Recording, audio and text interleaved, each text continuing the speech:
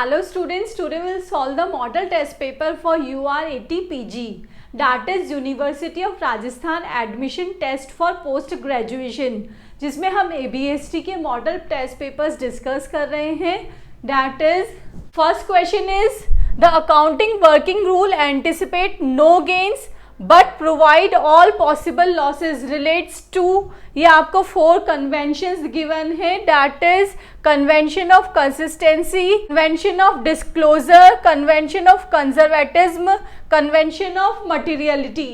हिंदी में देखिए, लेखांकन एक कार्यकारी नियम जिसमें लाभों का पूर्वानुमान न किया जाकर सभी हानियों का प्रावधान किया जाता है. फर्स्ट है संगतता की परंपरा, प्रकटीकरण, रूढ़िवादिता एंड महत्वपूर्णता की परंपरा.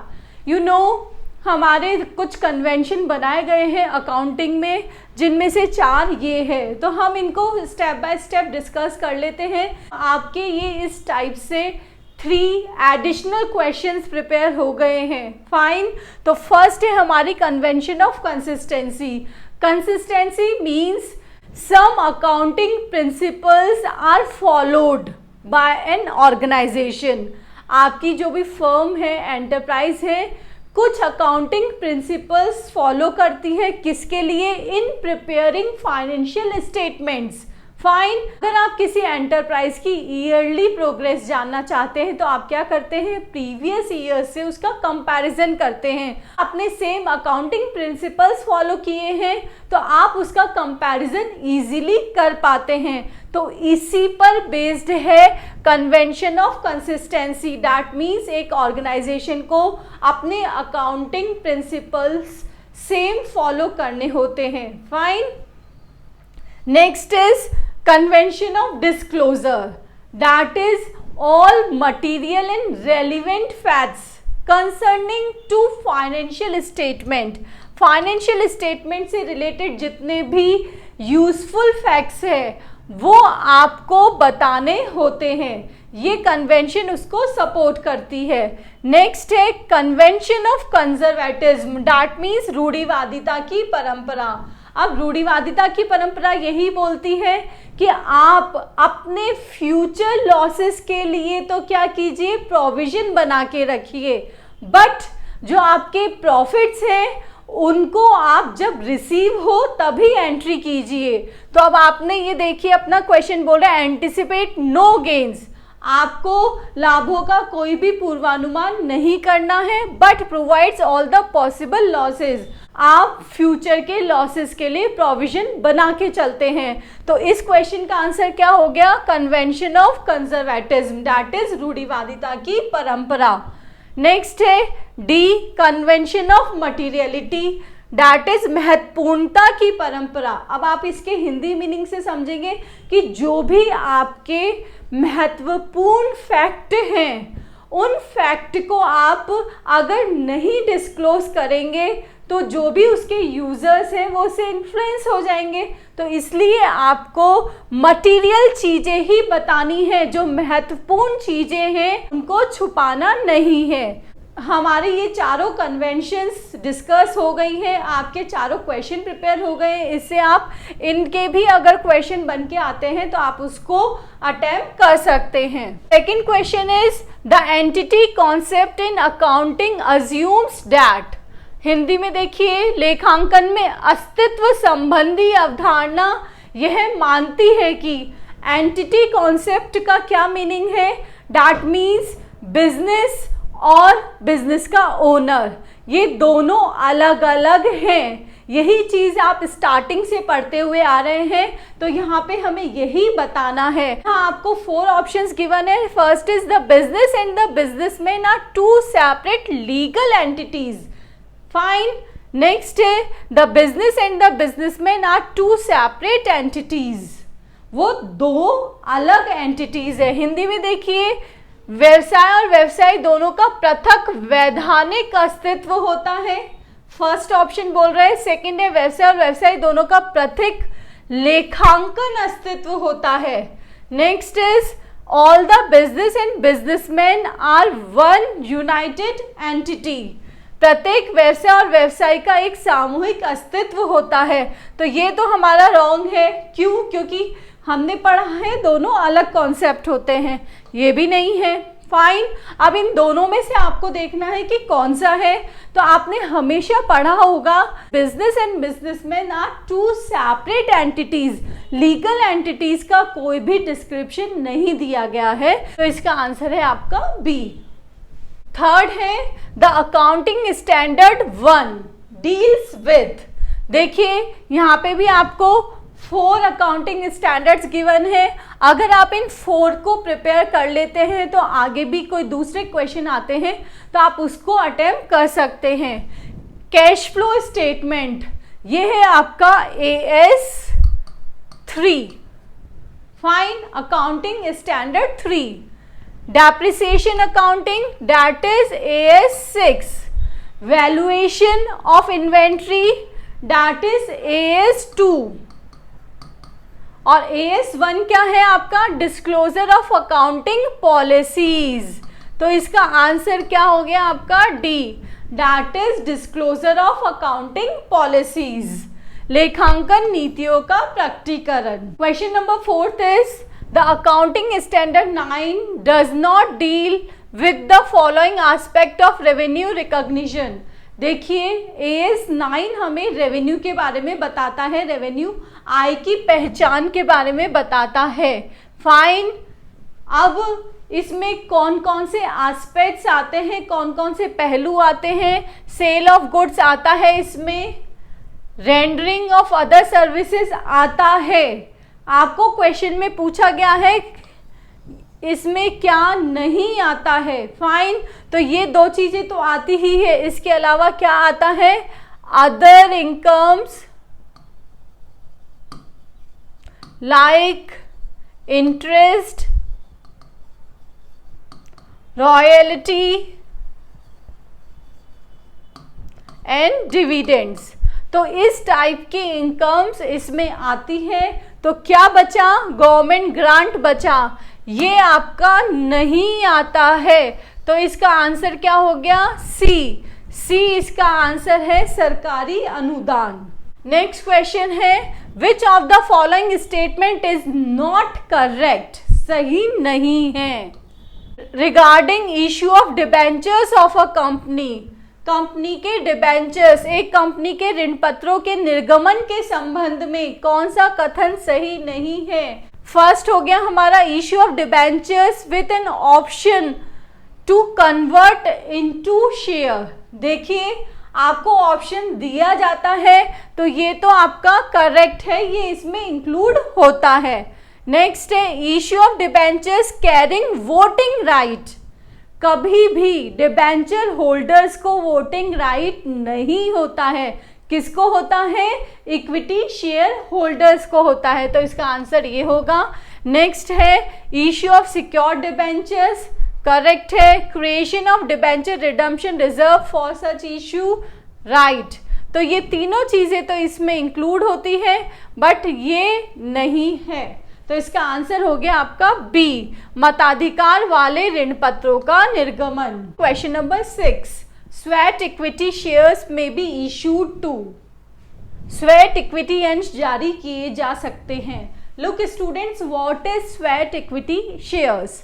Sweat equity shares first issue किए जाते हैं डायरेक्टर्स को, सेकेंड इशू किए जाते हैं उसके एम्प्लॉयज़ को। ये जो डायरेक्टर्स और एम्प्लॉय है वो कंपनी में कोई भी वैल्यू एडिशन करते हैं या उनकी इंटेलेक्चुअल प्रॉपर्टी यूज़ करते हैं। इंटेलेक्चुअल प्रॉपर्टी राइट्स मीन्स उन्होंने कोई सजेशन दिया, तो इसकी फर्स्ट कैरेक्टरिस्टिक हो गई ये डायरेक्टर्स प्लस एम्प्लॉयज़ को दिए जाते हैं, या तो डिस्काउंट पे दिए जाते हैं या कंसिडरेशन अदर देन कैश।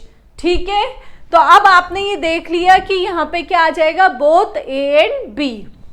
तो इसका आंसर हो गया both A and B. Next is a company can not issue bonus shares out of, एक कंपनी अपने बोनस शेयर्स का निर्गमन निम्नलिखित में से नहीं कर सकती है। वो किस में से, देखिए फ्री रिजर्व्स में से कर सकती है, सिक्योरिटी प्रीमियम अकाउंट में से कर सकती है, कैपिटल रिडम्पशन रिजर्व अकाउंट में से कर सकती है, बट किस में से नहीं कर सकती है, that is capital reserve created by revaluation of assets, संपत्तियों के पुनर्मूल्यांकन से निर्मित पूंजीगत संचय खाते में से। फाइन। नेक्स्ट है, एज पर rule 13 of the company prospectus in the allotment of securities rules 2014, a company may pay underwriting commission on the issue of debentures. यहाँ देखिए बात पूछी गई है आपसे इश्यू ऑफ डिबेंचर की, सब्जेक्ट टू द मैक्सिमम कितना हो सकता है 2.5 of issue price और rate authorized by the article whichever is less।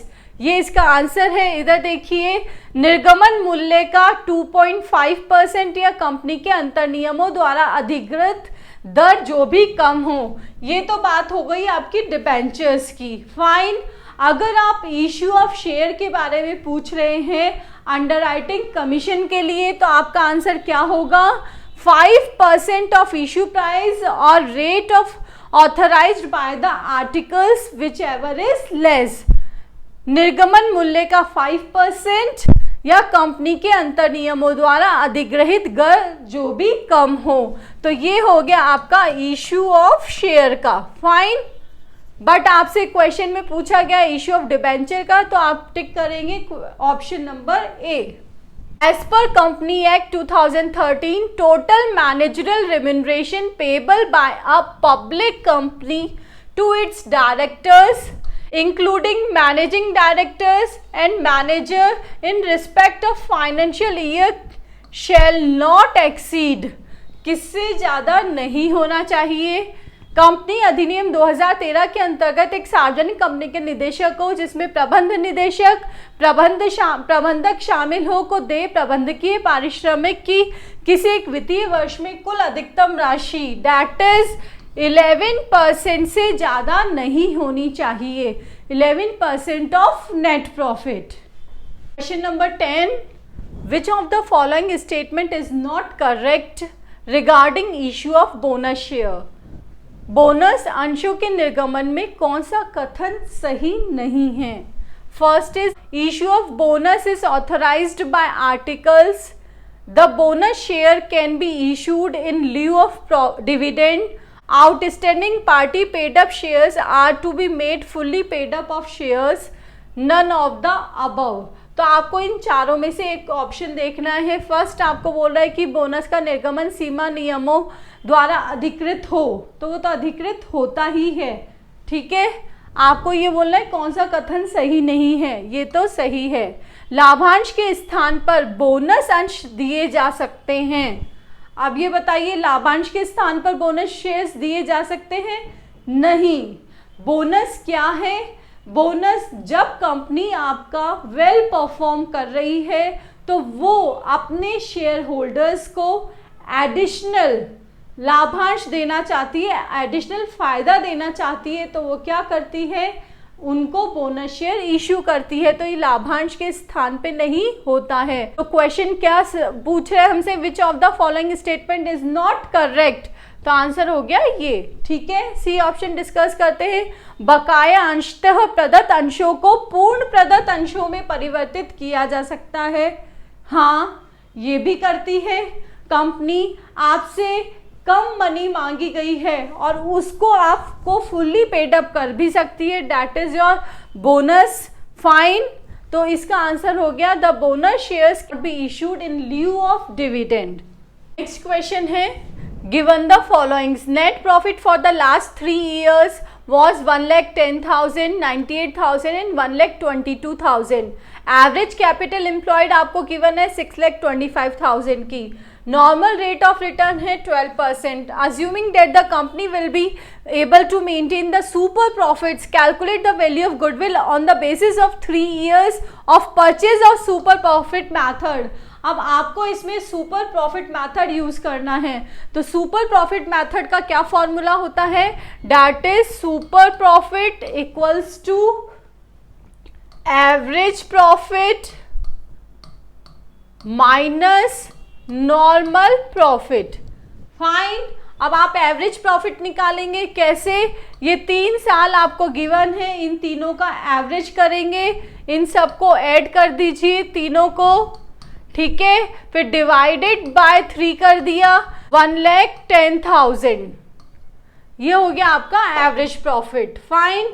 अब नॉर्मल प्रॉफिट निकालना है, ये आपको कैपिटल एम्प्लॉयड गिवन है, इसका 12% आपको कैलकुलेट करना है, दैट इज 75,000। फाइन। अब एवरेज प्रॉफिट में से आपको नॉर्मल प्रॉफिट लेस करना है, 1,10,000 माइनस 75,000, वैल्यू आ रही है आपकी 35,000। ये हो गया आपका सुपर प्रॉफिट। अब सुपर प्रॉफिट के 3 इयर्स परचेज से निकालना है, तो मल्टीप्लाई बाय 3 कर दिया आपने, तो वैल्यू क्या आ गई 105,000। इसकी वैल्यू क्या आ रही है 105,000। नेक्स्ट है the concept of pre-emptive right is used in.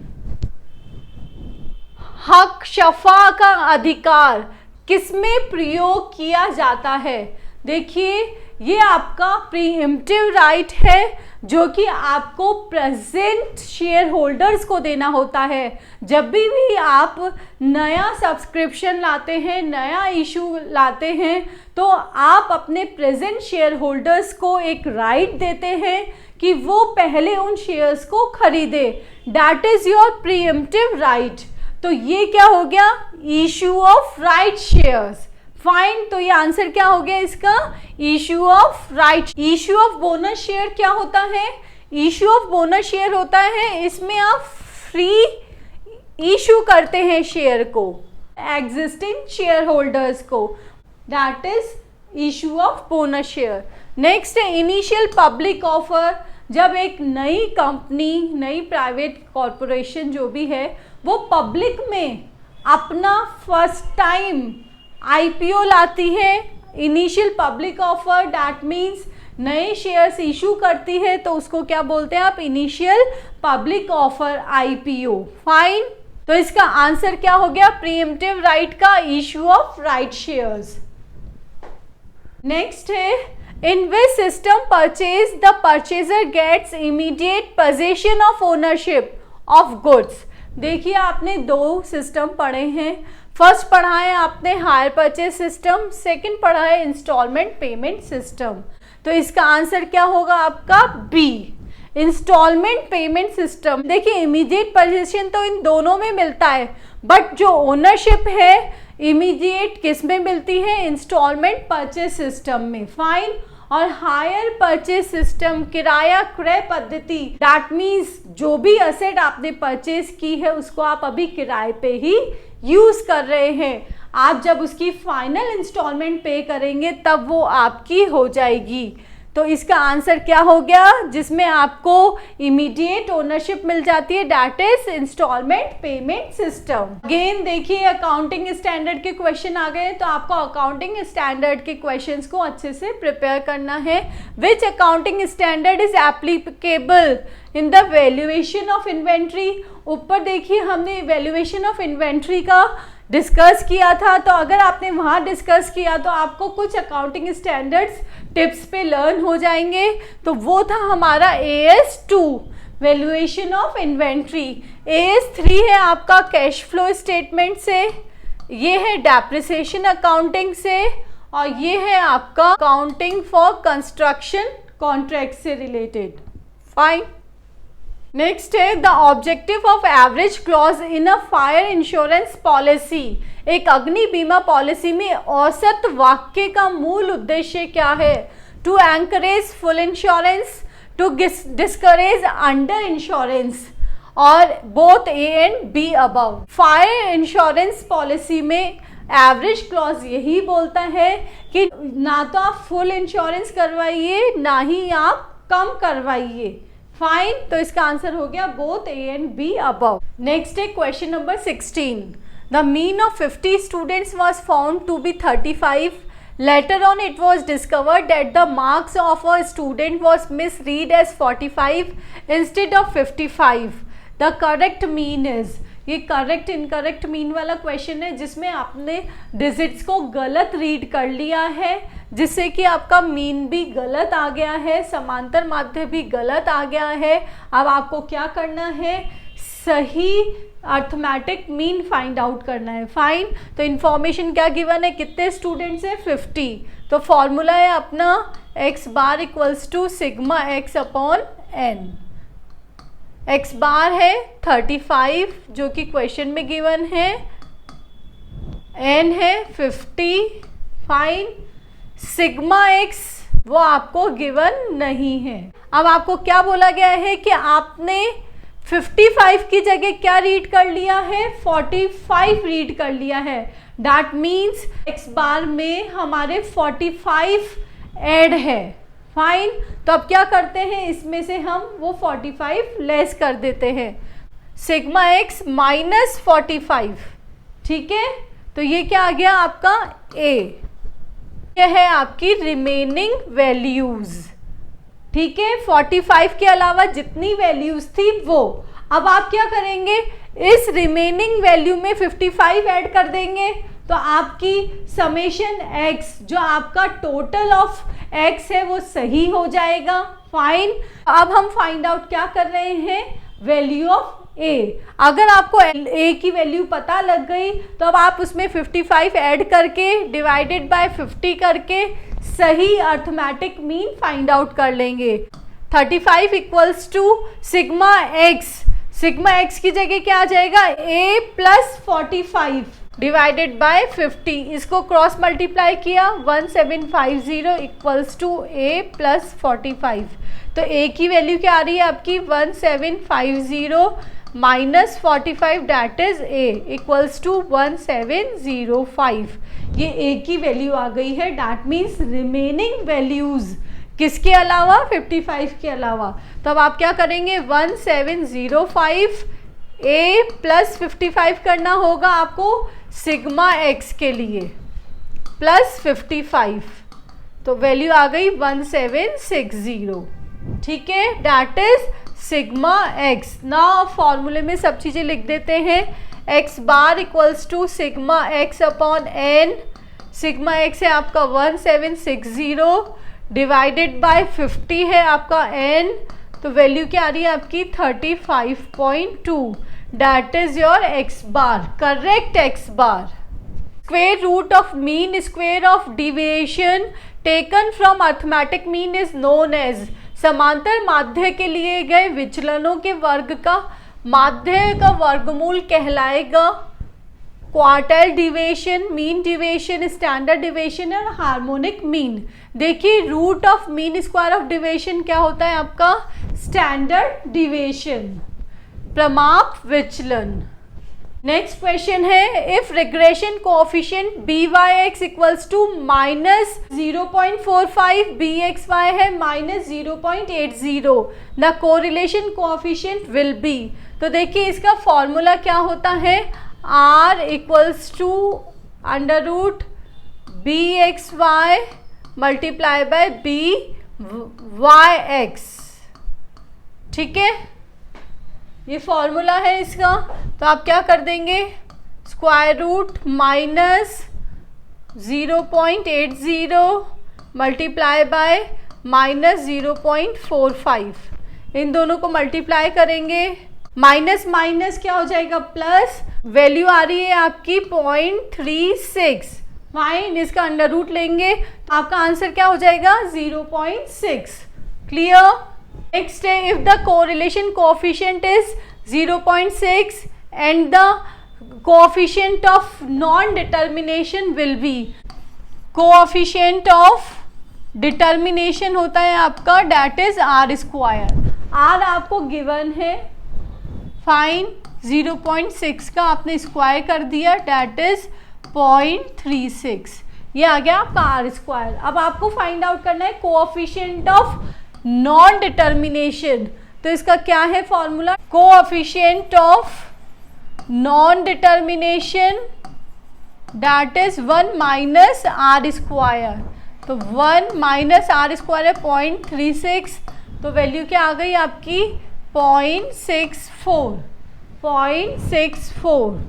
That is your correct answer. Next question is give the following series, जिसमें series X Y and Z given है, जिनके आपको मीन और स्टैंडर्ड डिविएशन गिवन है। आपको find out करना है, determine which series is more consistent,